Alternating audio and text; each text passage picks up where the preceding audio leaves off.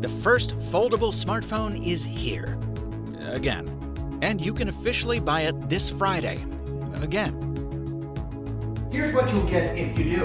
And here's why I'm so excited to welcome it back into the fold.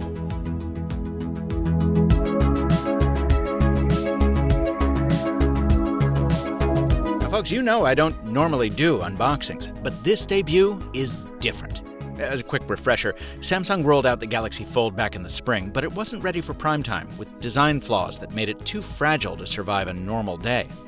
I covered those shortfalls along with the design changes Samsung made to address them in a video earlier this month, and now I've got my very own retail review device to borrow. Samsung says it wanted to elevate the ownership experience for Fold customers, and when we pull away the box within a box that actually contains the phone, we see the first evidence of that. It's a welcome letter. Hardly unique to Samsung. OnePlus has been doing this for a few years to make people feel like they're joining an exclusive club, rather than just buying a phone. So I'm more interested in the insert beneath that. This is a list of perks you get when you do drop that money on a Fold. Number 1, a dedicated support hotline. It's open 24/7 for your questions or troubleshooting. Apparently, you'll be able to call by voice or video chat, and even schedule an in-person meeting if you want a Samsung rep to physically walk you through the device. Below that is an offer for a one-time screen replacement to, quote, give you peace of mind. Yeah, that piece is going to be hard to come by if you've seen the JerryRigEverything video. If you haven't, suffice it to say that this display is the softest, most fragile on the market right now. So it makes sense that Samsung is offering a repair solution if something happens to it. Still, it's only good within 1 year of purchase, and it costs $149, which doesn't bode well for peace of mind over the long term. To protect the outside, you do get a complimentary case for the Fold. It's made of aramid, the material that forms the basis of Nomex, worn by fighter pilots because of its flame resistance, and Kevlar, which makes up bulletproof vests. It should be a pretty solid case, in other words. At the bottom of this treasure chest, a charger rated for a not very fast Quick Charge 2.0. Sorry folks, the 25-watt charger from the Note 10 Plus didn't make the jump. And then there's a USB-C to A adapter, and the crown jewel of the collection, a complimentary set of Galaxy Buds. These are a pretty solid set of wireless earbuds that usually go for $130, so nice. Coming to the phone itself, you cannot unwrap it without seeing these care instructions. And that's good, because there's a lot of them. You're not allowed to press hard on the display, even with your fingernail, use any objects to touch the screen, put any stickers or screen protectors on it, and you should keep the Fold away from your credit cards because of the powerful magnets that keep it closed. Most important of all, the Fold is by no means, that's Samsung's words, dust or water resistant. So if you buy it, you'll want to mentally hop into the Wayback Machine and treat it like you would have treated your smartphone from a decade ago. After you drop the nearly $2,000 on this thing, you'll need to go buy a $30 burner phone for the beach.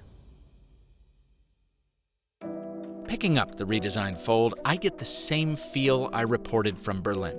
A little more solid on the hinge feel and locking open a bit more firmly. Not enough to do away with the visible crease in the screen, unfortunately, but it kind of fades away when the screen is on. And frankly, I'm too distracted by my joy at being back on a foldable phone. That's kind of a misnomer. People before me have said this is really more like a foldable tablet, and the first few things I find myself wanting to do again bear that out. I lost my Kindle Oasis a while back, and I've been without an e-reader since. Well, the Fold is the perfect size to take its place, so I eagerly resync my Amazon account, dive back into Calvin & Hobbes and Richard Rousseau. The second thing I do is lament the loss of those custom colors I loved so much, which were cut from the assembly lines in an effort to streamline production. So I restore a little of that color by swapping out the Samsung keyboard for a custom G-board. Gives me a little eye candy and space for my thumbs to spread out, which I like. My third task is to round up the truly colossal amount of bloatware on this thing. And though the Fold doesn't have a recycle bin, I give it the next best thing. Obviously, this isn't the unlocked model, it's the AT&T variant, and no carrier is better than MRMOBILE at burying its customers under a prodigious mountain of unwanted junk. but I give AT&T credit for agreeing to sell the Fold in stores, unlike T-Mobile, which canceled after the whole debacle in the spring. This isn't a review, so I'll make this my final point. Being back on the Fold is a constant reminder that you're on the bleeding edge. That means bad things as well as good. Dealing with wonky apps that reset when you switch between screens, or the phone forcing you into tablet mode to train the fingerprint sensor, which makes no sense. It means getting used to the leaden weight of this ponderous brick when it drops into your pocket, and then the anxiety when you pull it back out and wonder if your pocket lint is going to find its way in there to kill the display somehow. And yes, you still have to deal with an external screen not much bigger than a Palm phone.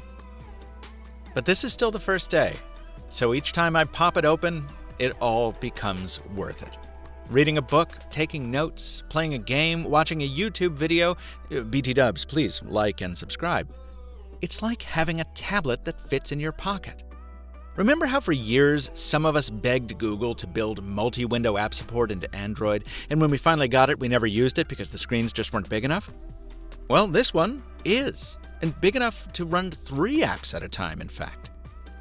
Add in the fact that the phone is its own tripod, handy for me, and has tremendous battery life, handy for everyone.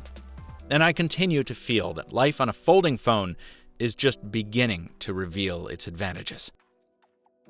I'm going to take my time exploring that life and deliver my review down the road, folks. In the meantime, I'm going to document the day-to-day with the Fold over at my Instagram account. Join in over there, or on Twitter. Ask me anything you want to know about the Galaxy Fold. And if you are going to buy one of these and you miss the fun colors as much as I, do what I do and debrand it. Dbrand sponsored this video, and with premium vinyl skins in so many textures and colors offered at a fair price, Dbrand is the best way to customize your Galaxy Fold while also protecting it. Hit the link in the description below.